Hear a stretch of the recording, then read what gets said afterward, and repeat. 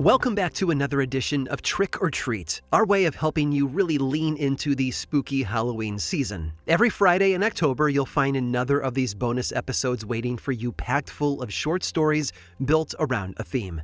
Today we're exploring a difficult topic, child and infant mortality. If that's a tough subject for you to learn about or hear about, feel free to take a pass on this one.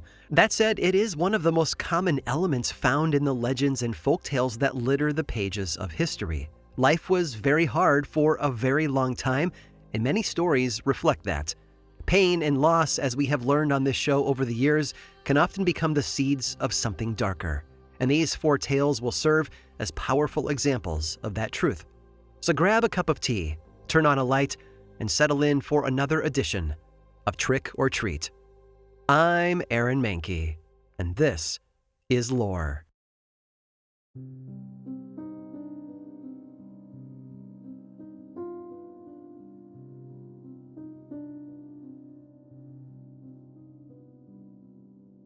Sometimes just leaving home can be treacherous. There are a lot of perfectly innocent things out there that can kill you. You can die in your garden from a bee sting. You can choke to death on a chicken bone in your favorite restaurant. Even getting into your car to go to work is a dangerous thing. You never know which commute could be your last. But part of being human is accepting that. To live our lives to the fullest, we have had to calculate the risk versus reward. And usually the reward wins out.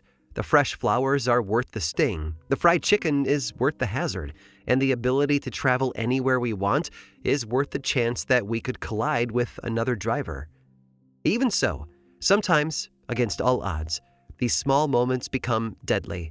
Sometimes the innocent die, and it's just the luck of the draw. There is no better story to demonstrate just how unfair life and the afterlife can be than the local legend from San Antonio. According to the story, this took place in the 1930s or 1940s. In one version of the events, a school bus was carrying a load of students home from school, but once the bus reached the intersection of Villamane and Shane Roads, the engine stalled. Normally, it wouldn't be that big of a deal, but this time it was, because the bus had stopped right on top of a train track. Panicking, the bus driver tried to get the students off the bus, but it was too late. A train was barreling toward them, and in just a few short seconds, it hit. There were no survivors. Another version of the tale claims that it was at nighttime, and a nun was driving a group of students home after a field trip. When her engine stalled over the train tracks, the children were asleep, and the nun quietly tried restarting the car so as not to wake them. She had no way of knowing, but it was the wrong choice. A train was careening down the tracks, and before she could react, it hit the bus, smashing it in half. The nun survived, but all the children died. The nun was eaten away with guilt, they say. Only a few weeks after the crash, she drove back to the crossroads and stopped on the tracks intentionally. Sitting back, she closed her eyes, waiting for death to take her too. Suddenly, she felt her car moving. Nothing she did made it stop. The entire thing rolled off the tracks just as the train rushed by. The nun got out of her car to inspect what happened, and she found child-sized handprints on the trunk. According to locals, if you put your car in neutral over the train tracks, then the spirits of all the children who died in that school bus crash will push your car off the rails. And reportedly, if you cover your bumper with baby powder, then you can see the evidence of their tiny hands. Thankfully, these stories are nothing more than an urban legend. There's no record of a devastating train crash in Texas that killed a group of school children. If you park your car on a train track in San Antonio, you will not be rescued by a group of ghostly kids. You'll just put yourself at risk. But it's possible that the locals adopted this legend from another state. You see, at 9 a.m. on December 1st of 1938, a school bus stalled on the train tracks in Salt Lake City, Utah. There was a heavy blizzard that morning, and the driver couldn't see much of anything out his windshield, not even the train coming down the tracks. The train tried to brake, but it was too late. It hit the school bus at 52 miles per hour. 30 people died from the accident. Unsurprisingly, this tragic event was major news, and not just in Utah, but across the entire country. It's suspected that the people of San Antonio read the story and used it as an example when teaching their children about train safety. Over time, the story was assumed to be true from Texas, and just like that, San Antonio had a new urban legend on its hands. At the end of the day, folklore is a tricky beast. It paints an enticing picture for us. It draws us in, but in the process, it sometimes hides the truth. And then again, story can be a powerful tool, and those who created and spread the story of the ghostly children of San Antonio might have been hoping that folklore could do something else to push us all off the tracks.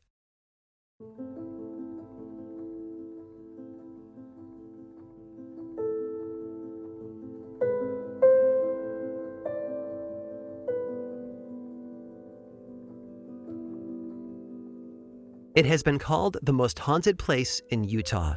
Nestled deep in Logan's Canyon is a collection of abandoned cabins known as the Nunnery. This campground has served many purposes and lived many lives, but more than anything, it's most well known for being haunted. The most common rumor was that the Catholic Church once sent nuns here to hide them away if they ever became pregnant. The nuns would give birth, and then the babies would be put up for adoption, with no one the wiser. Well, as the story goes, in the 1940s, one nun couldn't bear to part with her baby. So in the middle of the night, she ran away with her newborn. Unfortunately, she must not have been quiet enough, because the Mother Superior soon noticed that she was gone. When the nun realized that Mother Superior was chasing her, she hid her baby in the underbrush, promising to come back to it, and then she ran deeper into the forest to hide. A few hours later, the mother came back for her baby, only to see that it was missing. Distraught, she looked everywhere, eventually making her way back to the nunnery that she had initially fled from. Nothing could have prepared her for what she saw there. Her baby was floating, face down, in the swimming pool. It had drowned. Completely inconsolable, the mother took her own life that very same night. Now, that's one story. Another story says that there was never a nun who took her own life. Instead, two nuns got into a fight. One pushed the other into the pool, and she hit her head on the edge, dying instantly. Both of these stories, though, do end with the same warning, that the ghost of a nun wanders the property, forever trapped on the grounds. Some people also claim that they've heard a baby crying at night. Others seem that they've seen ghostly children running around. There is a lot of speculation about the nunnery. After all, it's a set of abandoned cabins in the wood. It was practically made to host a group of ghosts. But most of the urban legends are just that, tall tales. For those who enjoy their history, though, I can tell you that the nunnery was originally built by a local man named Hezekiah Hatch sometime between 1915 and 1918, and it wasn't called the nunnery back then. It was called Hatch's Camp. Hatch's family would spend their summers staying in their singular cabin that he built, swimming in the nearby river and enjoying their time in the sun. Over the years, though, more cabins were added to the property. And then in the 1930s, it was all passed on to Hatch's son, L. Boyd Hatch. The son turned the cabins from a private family retreat into a luxury experience for the elites. The most wealthy celebrities in the country stayed there, from Marilyn Monroe to Joan Crawford. In 1951, though, the Hatch family donated the property to the Catholic Church, which changed the name to St. Anne's Retreat. But the church didn't use it as a place to hide away disgraced nuns. Instead, it was used as a place of leisure, where the priests and nuns could take a break from serving their communities. And in the summers, the church used the property as a children's camp. By 1978, the camp had fallen into disrepair. Rather than fixing it up, though, the church left it sitting empty, and it still sits empty today. The terrible stories about pregnant nuns don't hold much water when you compare them to the real history of the camp, especially since those events were said to have happened in the 1940s, and the church hadn't even gained ownership until the 1950s. But the legends hold enough sway that, locally, it's still known as the Nunnery, rather than St. Anne's Retreat, and teens have been known to break in every now and then for a look around, probably hoping to see a ghost. And sadly, the only tragic tale to happen at the Nunnery actually happened to one of those curious teenagers. In 1998, a group of 38 teens snuck onto the property. They had heard all of the spooky stories, and they wanted to investigate for themselves. Unfortunately, though, they weren't alone. 3 men had recently been hired as security guards for the property, which under normal circumstances would have been perfectly reasonable. But when these men saw the trespassers, they did not act rationally. They went on a power trip, and the result was torture, assault, and gross abuse of their power. The teenagers were eventually found and rescued, but they were traumatized for the rest of their lives, and they were sucked into a lengthy court battle after the incident. There may be no ghostly nuns haunting the grounds of the nunnery, but at one point, some very scary things did happen there. Things that were even scarier than seeing a ghost.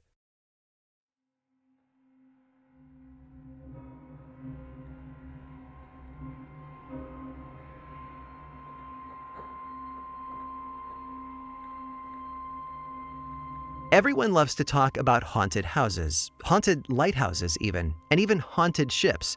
But what about haunted amusement parks?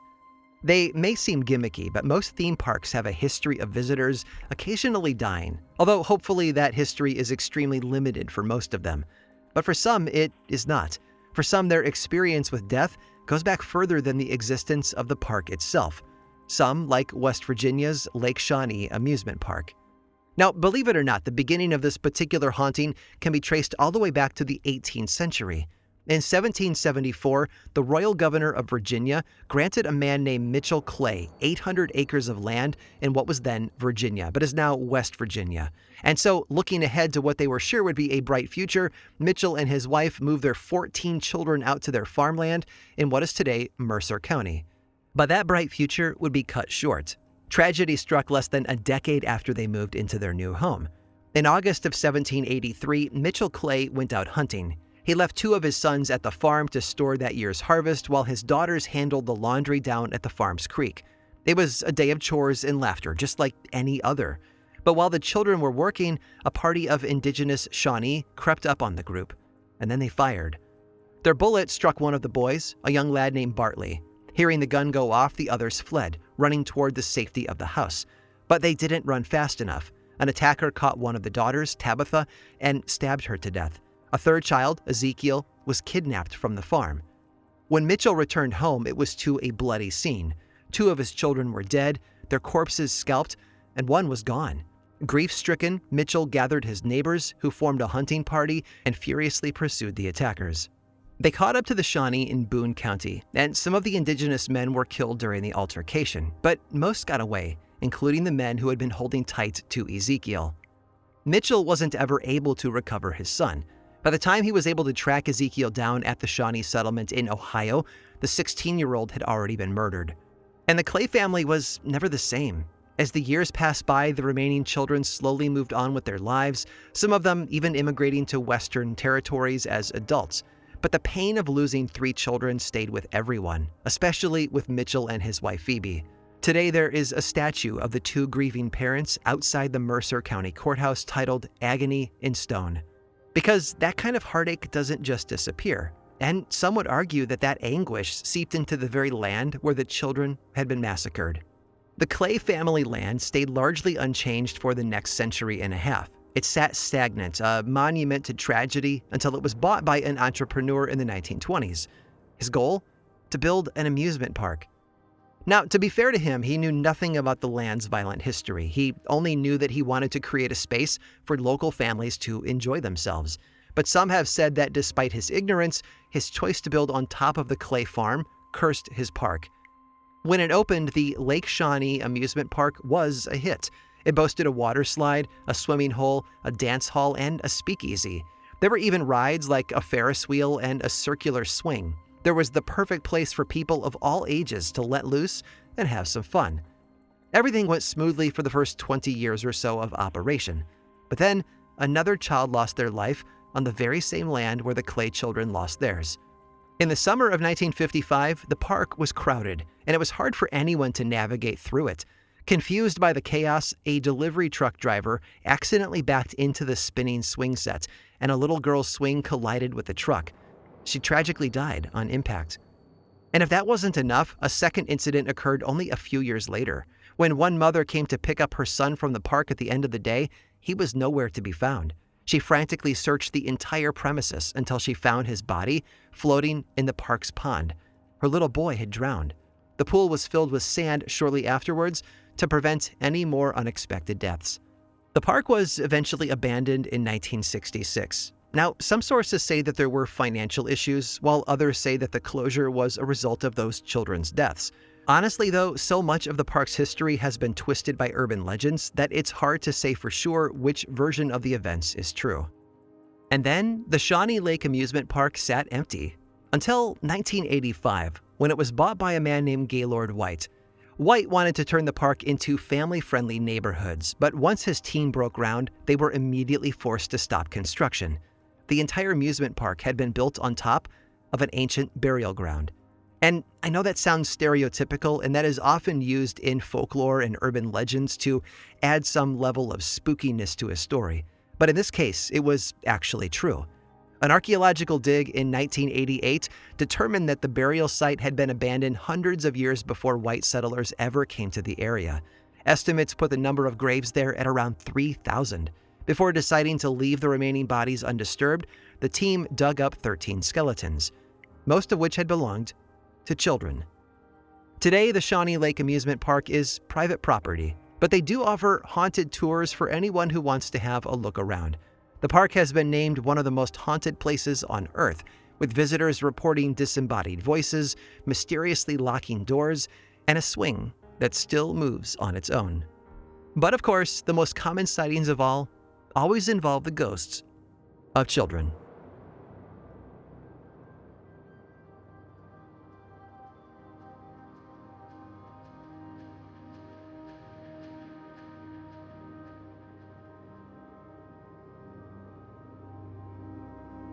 Today's tour through haunting stories about lost children might not have been easy to listen to, but I hope you found some peace and connection within the experiences of others. The fact is, no matter how old we get, we will always be somebody's baby.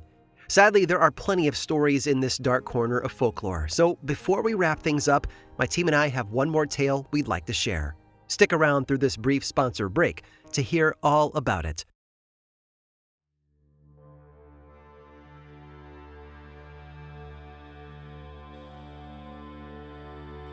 Green Lake is one of Seattle's most beloved parks, a space to picnic, to swim, to relax from the hardships and bustle of urban life. The lake itself has rested there for over 50,000 years, ever since glaciers carved through the rocky western earth. It's the sort of place where you can feel the history in the very shape of the land. And sometimes, there by the water's edge, history takes on a different form, that of a woman, shimmering and translucent, weeping into her hands. Sylvia Gaines had her whole life ahead of her. The year was 1926, and she had just graduated from Smith College. Born and raised in Massachusetts, Sylvia had lived a gentle enough life.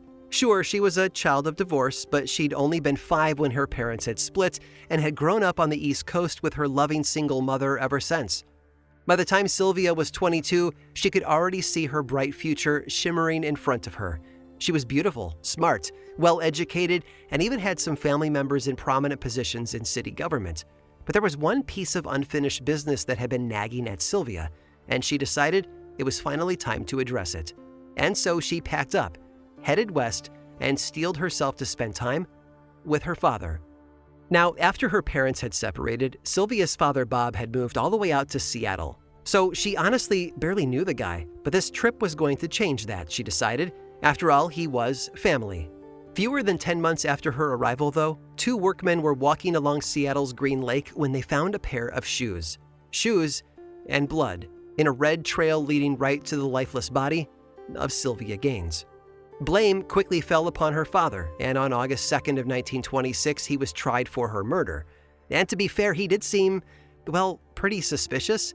He'd been seen drunkenly quarreling with her shortly before her death, and in the hours before she was found, he had even said to a friend, and I quote, "You know what I have always told you, that if anyone in my house told me when I should come and go, and when I should drink and how much, why, I would have killed him."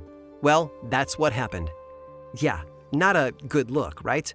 And add to this a lot of rumors that there was some sort of an inappropriate relationship between Bob and Sylvia, and all in all, it didn't look good for Mr. Gaines. The trial was a huge deal in Seattle at the time. Bob Gaines was a wealthy, well-respected man, after all. His brother was even the chair of the King County Board of Commissioners. This was a prominent man from a prominent family, and now it looked like he had not only murdered his daughter, but had been involved in an inappropriate relationship with her. So on August 31st of 1928, after 3 hours of deliberation, a jury found Bob Gaines guilty. And although he insisted on his innocence until the end, he was hanged for his crime. Now, in remembrance of Sylvia, the spot where the young woman lost her life became known as Gaines Point, and 30 black cottonwood trees were planted there, allegedly placed there in her honor. And for over 70 years, those trees grew and thrived. They reached toward the sky and lived the kinds of full, healthy lives that Sylvia herself had been robbed of. But time passed. The people of Seattle forgot about the murder and the trial. In fact, they forgot about Sylvia altogether. Eventually, even the cottonwood trees were removed due to the falling limbs. And today, if you were to visit that quiet lakeside spot, you might never know what happened there at all. That is, unless the stories are true. You see, just because Sylvia Gaines' body may be gone, along with her tall grove of cottonwood trees, some say her ghost never left. Visitors have witnessed a young woman walking along the water's edge, racked with sobs, or at least they think it's a woman. It's hard to tell, because those who come upon the crying figure say that they can see right through her. Still others claim to have seen her pale face peeking out from among the lakeside bushes. A face, that is, with no body attached.